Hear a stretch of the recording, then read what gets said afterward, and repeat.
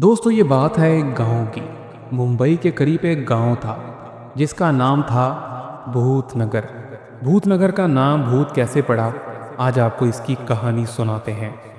ये कहानी है एक रेशम नामी लड़की की। रेशम एक गरीब माँ बाप की इकलौती बेटी थी। बाप ने सारी जिंदगी मेहनत की लेकिन किस्मत ने कभी साथ ना दिया।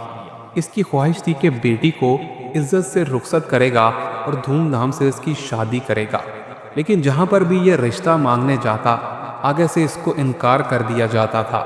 तुम गरीब हो, हमारा रिश्ता तुम्हारे साथ नहीं बन सकता। गांव के सारे लोगों ने इनका बायकॉट कर दिया था क्योंकि ये बहुत ज़्यादा गरीब थे।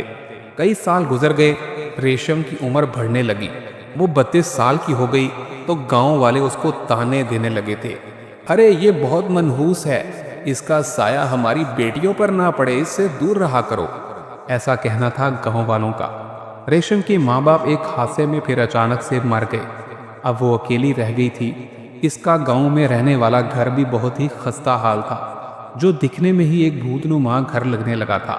गांव वाले उसे धुतकारते थे, बच्चे उससे कभी भी बात ना करते थे। वो इंतहाई तन्हाई में रहने लगी थी। आखिरकार उसने अपनी जान लेने का इरादा कर लिया। उसने पंखे में फंदा बनाकर डाला और खुदकुशी कर ली। दोस्तों फिर 2 हफ्तों का वक्त गुजर गया। फिर अचानक क्या हुआ, गांव पर कहर नाजिल हो गया। रेशम की रूह अब चुड़ैल बनकर वापस आ चुकी थी।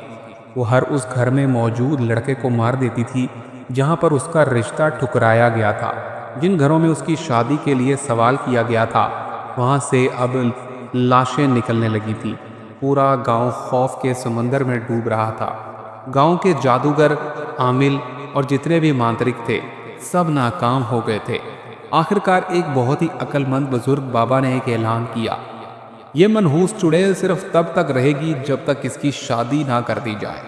लोग हैरान हो गए, जब वो जिंदा थी तब किसी ने उसका रिश्ता कबूल नहीं किया, तो अब इससे शादी कौन करेगा।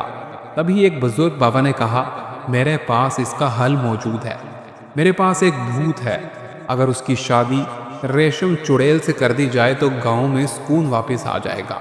उन्होंने साथ वाले गांव से एक और मांत्रिक को बुलाया जिसने एक भूत को काबू कर लिया और भूत को कहा कि वो रेशम चुड़ैल के साथ शादी करे। आधी रात को फिर कब्रिस्तान में खौफनाक रस्म अदा हुई। रेशम जो अब चुड़ैल बन चुकी थी उसकी शादी भूत के साथ करवा दी गई। लेकिन फिर क्या हुआ, शादी के बाद भी कभी सुकून लौट कर वापस नहीं आया। अब गांव और भी भयानक और खौफनाक हो गया है। हर रोज़ किसी न किसी की मौत हो जाती है। चुड़ैल कभी किसी के गले से खून पीती है तो किसी का कलेजा निकाल कर खा जाती है। अब इसीलिए इस गांव का नाम भूतनगर बन गया है। इनके साथ अब अंधेरों में रहने वाले लोग भी भूत बनते जा रहे हैं। क्या तुम भूतनगर जाना चाहोगे? अगर हाँ तो कमेंट्स में अपना नाम लिखकर सब्सक्राइब कर दो।